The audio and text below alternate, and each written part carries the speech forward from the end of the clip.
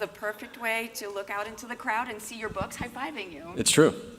So before we get into the truth about the couch, can you review the couches, mini couches we're sitting on? Ooh, I don't know. I think these are Is chairs. this a couch? Yeah, I think these are Officially, chairs. If we put them together, maybe we do some kind of Frankenstein thing. Yeah, we can. It could turn into a couch. Okay, But for so the you're time- not fans. Oh, I would weird. say not a couch. Yeah, that would be Okay, my okay. review of this Not a couch. couch, not a That's my fan. review. Wonderful. Well, can I ask what the truth is about the book of creating the truth about the couch? The truth about, well, The Ask truth him. about the truth. It started with him. Yeah. He's the one. But at some point, Adam, he said, Ricardo, would you like to do a book with me? wait, who's Ricardo? Linears. Oh. It's kind of like a Batman, Bruce Wayne type situation what we have going here. So, and I already had read to my 3 girls Dragon Love Tacos and High Five 2, which was great because they don't fall asleep after that one. And I thought like, oh, he sold all these books about dragons. What will I get? Robots, monsters, aliens? And he said like, no, it's a book about couches. Yeah. And I went true. like, oh. They're underrepresented in literature. I mean, it is the best piece of furniture in the house. It's the most beloved piece of furniture in the house. The bed, people think, oh, maybe that's, no, the bed is spoiled, The bed is uptight. Like, nobody ever says, go to the couch, and that's a bad thing. But go to the bed, go to bed. That's, you don't want to hear that. The couch, you can do anything. And it's not fussy. It doesn't need its sheets changed. It doesn't No. need its blankets It tucked in. transforms into things, into forts, Yeah. into like, you can... The couch is like high maintenance. You got to change the sheets. You got to put the fancy pillows in the blanket. The couch is like, take me as I am. This is me. It's me. Yeah. Do whatever you want on here. Sit here, eat, watch video games, play games, Yeah. and Eat have chips. snacks, take a nap. Don't try to eat chips on the bed. You make the everyone. rules on the couch. That's really... And it's a communal gathering place. It's like, you said it best, I think, at the beginning, is that it's one of the largest things, looms in a very young child's life, is this huge object that's the center of the room. And it's very few books about couches. Yeah, Lots 'cause about trees, but not... When I was kind of sad about the dragon situation, that I was not going to do like a dragon book. Yeah. But who here had a dragon in their house? Raise your hands. No, but it's like 2 very strange It's like persons. 2 people. Who here yeah. has a couch in their house? Right. Oh, Yeah. okay, you see, it's a very popular... Pretty Some have much two. everyone. There's some Rick Rubin minimalists out there that sleep on tatami mats, but other than that, everybody's got a couch. Yeah. It's nice, the couch, yeah. And it was an important book to write for us because, we're in D.C., right? This is a political climate. I mean, this book has taken on a different... Yeah. We're a nonpartisan institution. We have no opinion. I don't even know. We Wait, did Don't not even know we know. were doing a political book when we published The Truth About the Couch. Yeah, Just seriously. Leave it at that. Yeah, I have a feeling this book is going to last longer than that guy, though, so we'll probably be all right in that respect. So, Claim the couch. but it's kind of ironic because the book is about misinformation and how do you know when something is true? How do you know if somebody tells you that there's couch police out there and they'll come and catch these runaway couches? How do you know if that's true or not? And some people say, some kids say, will you ask your mom or your dad? And it's like, yeah, your mom or your dad, for the most part, they tell you the truth. But sometimes, Every now and then. they stretch it a little bit. Same with teachers, right? So how do you know? How do you know for sure if something is true? And the best way is to find it in a book. And really the best way is to find it in 2 books, right? If you can find it and check it against multiple sources, that's how you get to the Even bottom. better, in a library. In a library, There are gosh. many books. Many Yeah. books. Yes. Yeah, because just because you saw it in a 30-second video doesn't mean that it's true. And it's hard to talk about that sort of subject because most of the issues that we debate about whether they're true or not are very emotionally charged. But the couch is a topic we can all agree is, well, up until recently it was pretty neutral territory. So yeah, so it's a great conversation starter with kids because after we read this book about couches eating grandmas, we say, is this book true? Yeah, did it eat a grandma? Yeah. And some kids raise their hand, they say, yes, it was true.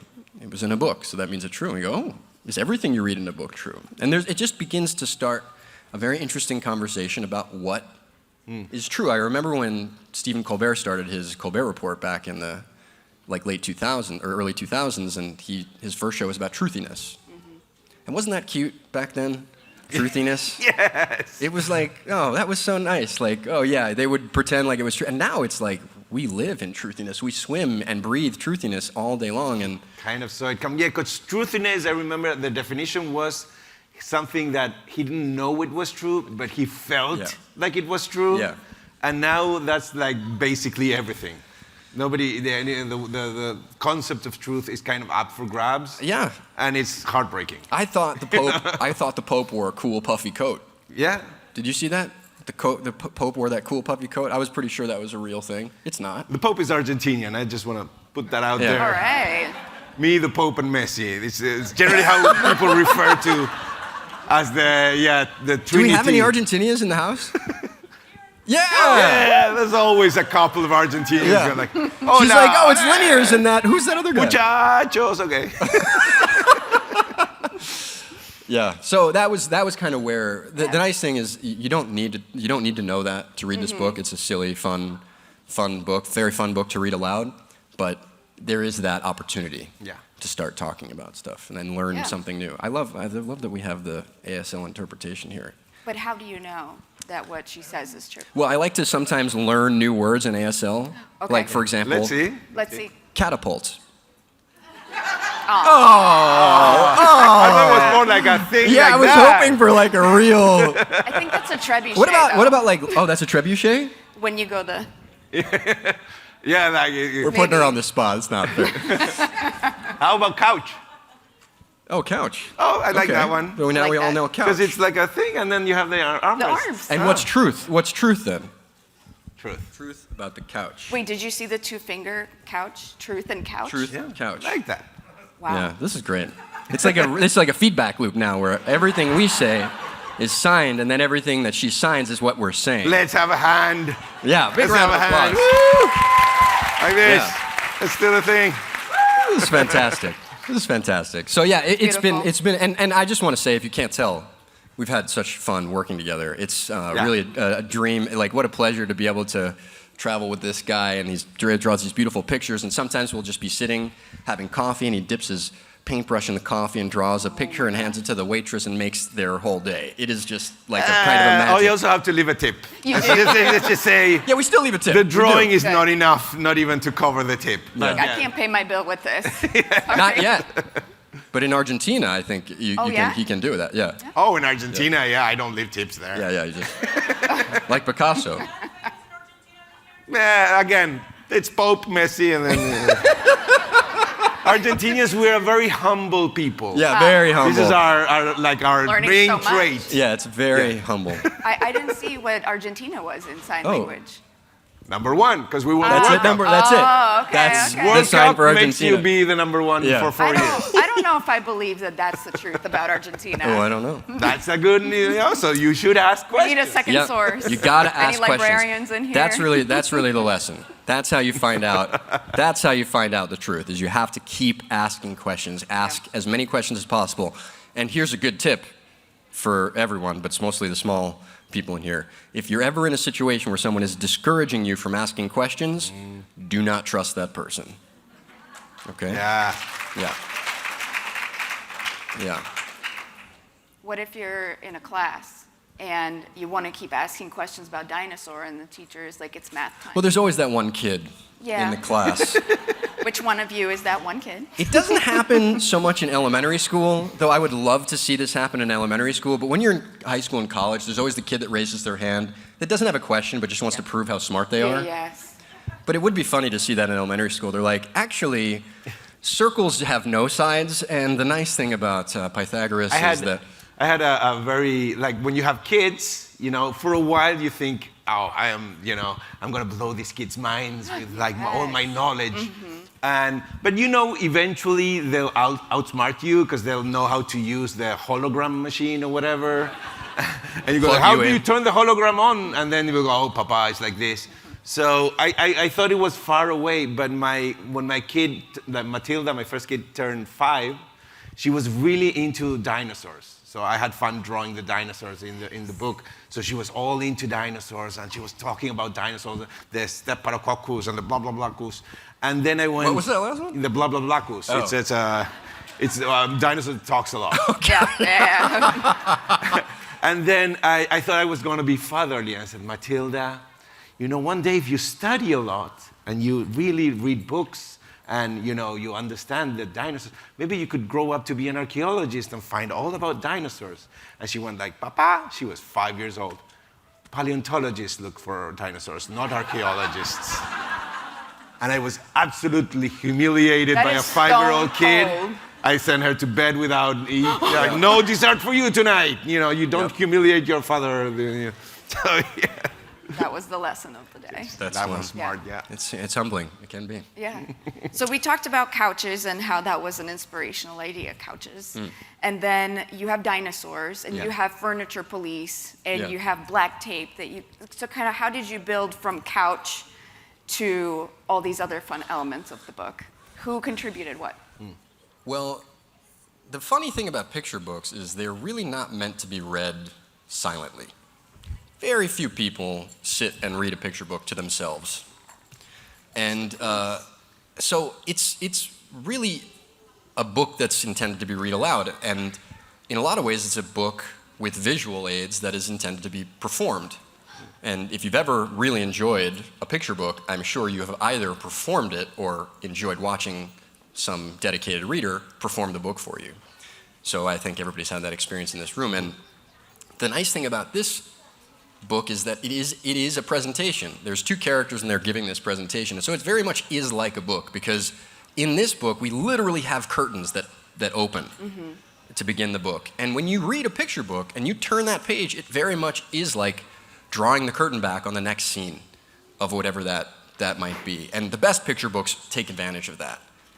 The form is very specific for storytelling, that the visuals are married to the words, and the pacing and the rhythm of that story is very theatrical. So we kind of leaned into that in this book and really wanted to up the chaos, to just take it to an extreme and ludicrous level. There's so much happening with books being censored and information being censored and banned, and to take that idea from a place that is absolutely surreal and completely doesn't take sides on either side. I mean, you could agree with one side of the argument and look at this book and go, "See, I told you," and then you could be on the complete other side of the argument and go, "See, I told you." And I think if you read between the lines, you find what you want to find, and that's kind of that's the thing about books, right? You never know.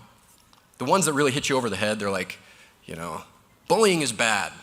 Usually those are not the books that stick with you. The books where you can find your own life, your own ideas reflected back at you, those are the ones that kind of resonate and stay with you for a long time. Yeah, for me, yeah.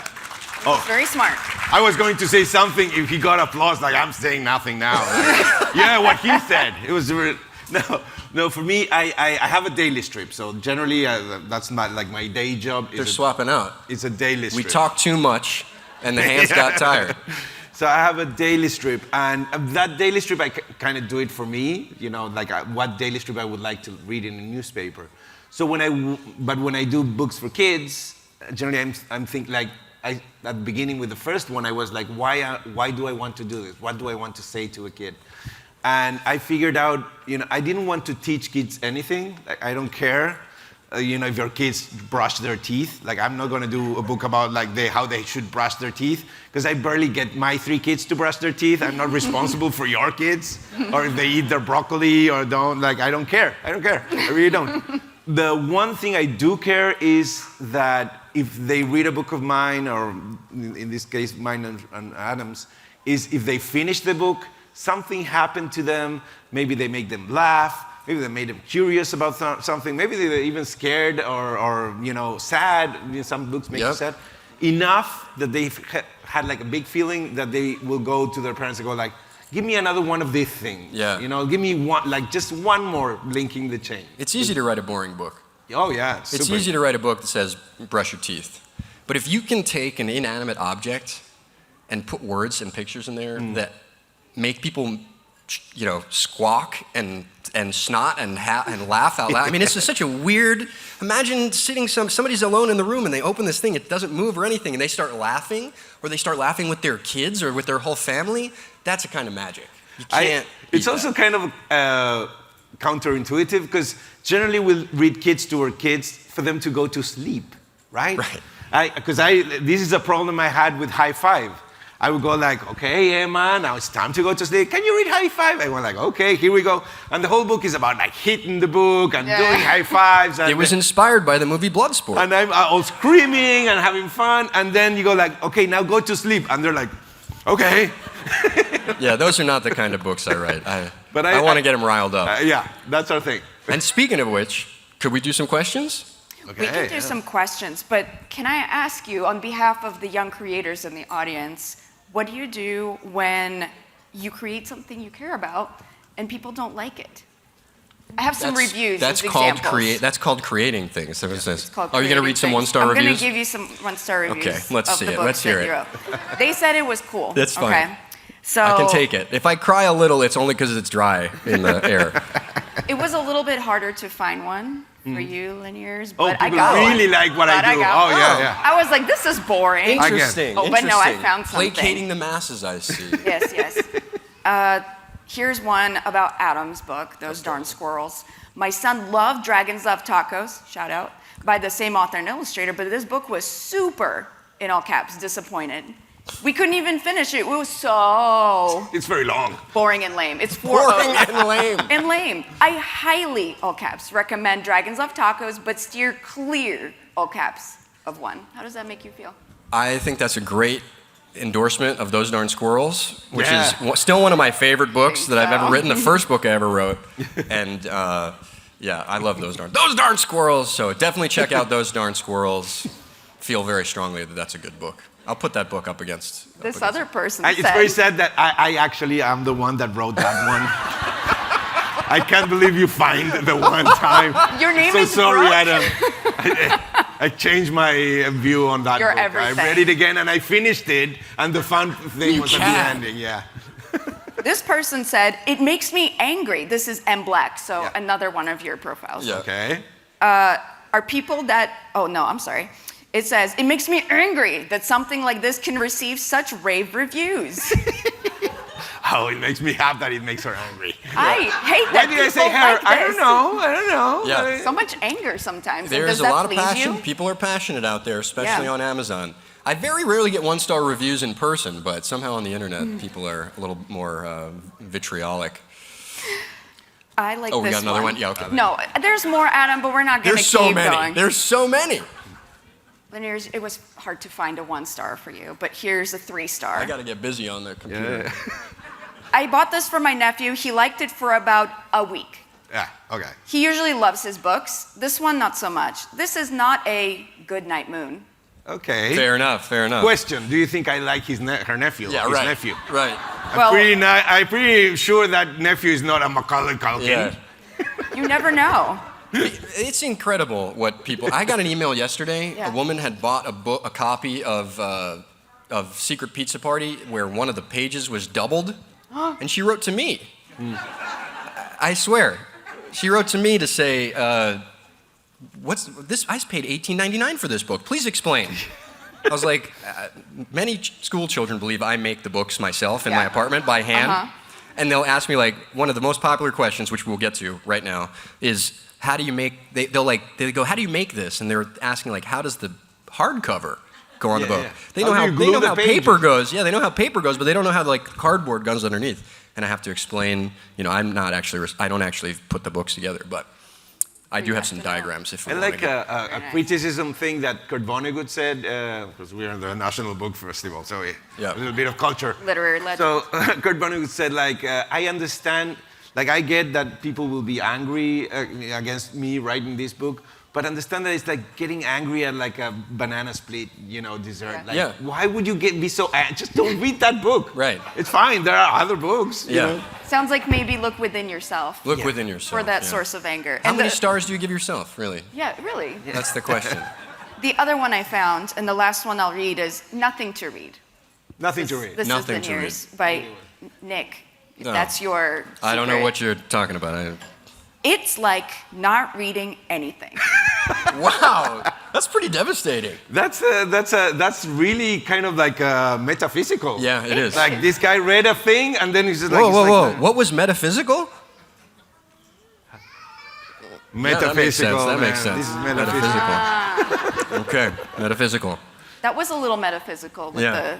the sign and the spelling out. Seriously, we're learning metaphysical now by Beautiful. repetition. That's Question all time? I got. It's question time. Okay, hit us with the questions, please. Come up and to the mics that It's you all see fair right game. there and ask some questions and, throw every curveball you got Little out Shop there. of Horrors T-shirt. You're already winning our hearts. Yes, sir. My name is Courtney. I am a children's library assistant as well as an aspiring illustrator myself. And Nice. it's so clear from the vibe up here that you guys are having no fun at all. No, it's terrible work. We hate each other. This is all for the money. Yeah, So- seriously. Just like Simon Do and they Garfunkel. have the checks ready, actually? Does somebody have the checks? You, Simon and Garfunkel together, Okay. they're in it. Well, yeah, I'm making some scratch. So I gotta ask, did you guys influence each other's processes at all with writing and illustrating and how that came together? Because the vibe here is very strong and very funny, and I love it, and I would love to know.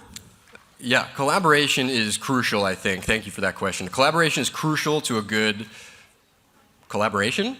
Weirdly, I know that sounds so reductive and simple, but sometimes the publisher, I don't know if there's any in here, but if you are, cover your ears, they like to keep the illustrator and the writer totally separate. They don't even get to talk to each other, which is completely counterintuitive. If you want to have people work together and make something new, make something together, they have to talk. We talked a lot throughout the whole process, and I was inspired to make this kind of book because I knew that Liniers was going to illustrate it. So, but that's how it works, I think, is just to write in isolation, and I've only done this once, to write a whole story in isolation, not knowing who is going to illustrate it, it's tricky. It's very tricky. Yeah, I zero experience. I just did everything I wanted to do. No, yeah, it was when you gave me the book. Like, whenever you read the first draft of something, what happens in your brain as an illustrator is like all these images, kind of like you get them projected in your mind.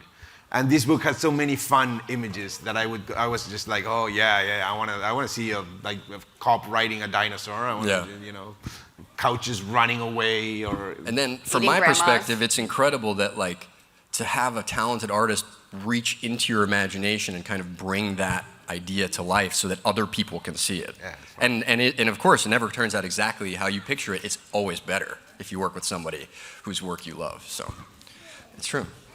Do you have a question? Okay, hit us. How did you get the ideas of writing your books? How do you get the ideas? How do I get? Generally, kids especially want to know how do you get the idea. How do you get the ideas? They're everywhere. Ideas are everywhere. Here, can you give me your shoe, right here, in the blue? Oh, he's not having fun there. Give me your shoe. Your shoe. We only have limited time, Xander. You'll get it back. Don't worry. And if not, we'll offer a cash equivalent. Your little brother will do it. Tell him to do it. He'll do anything you say. Give me your shoe. We're killing time here, kid. There you go. You Okay. have a shoe offering. There you go. Oh, okay. There you go. Excellent arm. I got, okay. So, what is this? Gesundheit. But what? I see what he did there. Yeah. He's very, very smart. That was good. What is this? Yeah, it looks like a shoe, but look a little closer. Like look at what it's made. Whoa, too close. Okay. Been a long day for you already, huh? So you think about it. It's just a shoe, but it could be so much more than a shoe because the shoe. Here, give me your other shoe. Give me the other one. Give me the other one. Don't take as long this time. Don't make me come down there. Okay. There we go. It's all right. Perfect. There's a literary event. You expect to have Give me people the throwing shoe. well? All Give me right. that shoe. Look, the shoes are a pair. They go together. They have a relationship. They're- This shoe is useless, on its own, right? You couldn't give this shoe away. First but thing you together, do, let's name the shoes. right now, okay, we name the shoes. Because the character should have a name. Characters should have names. This is Ramon. Ramon. Ramon, yeah. And what about this one? That's Luisa. Luisa. Luisa and Ramon, Luisa the shoes. and Ramon, and they go They're together. very in love. They love each other, but, oh, yes. but what happens if one day Oh, Luisa! Where is Luisa? Just flew away. Oh my gosh! Oh my gosh! Where is Luisa Luisa? goes away! Ricardo! Oh no! I miss my Luisa! Ramon! And now, Luisa has to escape from the giant pink monster and go around Chair Where is Luisa? Mountain I and miss Luisa so much. Blogger Island, or what's happening there? Some sort of taking notes. Okay, that's good. That's good. Here we go. Get some help from the friendly wizard. Oh, the friendly Oh, wizard that's is nice, super that's nice. nice. I miss my girl. Where's my girl? She's Makes having its an way past adventure. the screen of mystery. And then finally, Oh, Luisa. Oh, Luisa. Ramon! Luisa! Luisa, you're back. Oh, I miss you so much. And they both lived Happily. happily ever after. Thank you. Thank you. Thank you. Thank you. These are now the most famous shoes in the whole convention. There you go. That's for you, Xander. People will stop you and ask the photographs. They take photographs with Luisa and Ramon the shoe. And so, so what's the point? What's the point of that? The point is that ideas are everywhere. Your next idea for a story could be in a shoe. It could be in the way that a bird lands on a wire. It could be in a funny thing that your dad did one time. It's, yeah, right, that big. Somebody remembered something. That's right. They're like, oh, papa. So that's the idea is that ideas come from anywhere. People think that it's going to be like this bolt of lightning. Yeah. It's going to hit you and you're going to fall out of your chair and go, that's my great idea. But it rarely happens that way. It's more often like a tickle. And if you're not paying attention, you'll miss it. So foster those little tickles. You know, a new idea is like a baby bird. You got to take care of it. You got to be careful, because if you're too rough with it, you can squash it and you'll never find out if it will grow and fly. So pay attention to those That was beautiful. little tickles. My hands smell like shoe. We got time for one more question right there. What's your favorite book, Adam? What's my favorite book that I wrote or in the world? Wrote. That I wrote. Gosh, that's a good, hard question. Let's You know, do both. Let's do one you wrote and one you really like. So my this favorite is- picture book of all time is the monster at the end of this book. Not Classic. the one with Elmo. Not the one with Elmo. That was like sacrilegious almost. I love The Monster at the End of this book by John Stone, creator of Sesame Street. A lot of people think it was Jim Henson, but Jim Henson worked on Sesame Street. It was John Stone. It was one of the main creators of Sesame Street. So I love that book. Very cool book. The books that I wrote, you know, I love RoboSauce because it turns you into a robot. And I love Those Darn Squirrels because it was my first book. And I love El Chupacabra porque es bilingüe. And, you know, I'm contractually obligated to say that The Truth About the Couch I was is waiting. the best book, not only that I've ever written, but possibly the best book in the English language. We were at the Library of Congress last night, and you guys probably aren't allowed in some of these rooms, but it just had this marble pillar with all these spotlights and statues of great thinkers, and on the top of the pillar was The Truth About the Couch. And I said to Carla Hayden, who's the Librarian of Congress, I said, of all the books in the world, this is the one she said. Yeah, and she said that was it. They made us, both post this morning, surprised us both, because they're going to make statues to put up there of us. with Newton and Homer, Shakespeare, Shakespeare, and like those guys. We're Beethoven. replacing you guys. Us The too, which- Shakespeare is gone. Blew our minds. She Like, did we're say very thankful to the Library of Congress. They were going to Yeah. try to save some money to make a statue.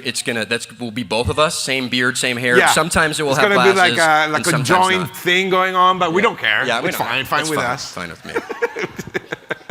It really has been an honor as the library to create new statues in your honor and to put this into our collections Yeah. forever. Although it is in our collections forever, as are all other books. That's so nice. Copyright is a beautiful thing. It is a beautiful thing. If you've ever made something, you're a copyright owner. But That's pretty cool. yeah, it is pretty cool. All of us are copyright owners, but we have come to the end of our program. Thank you so much for coming out. Thanks for reading the books. Thank you very much. Thank you for sharing the joy of reading with your Sasha. kids. And Big applause for Sasha, too. yeah. And if you have any other questions, please email us. We'll happily answer them.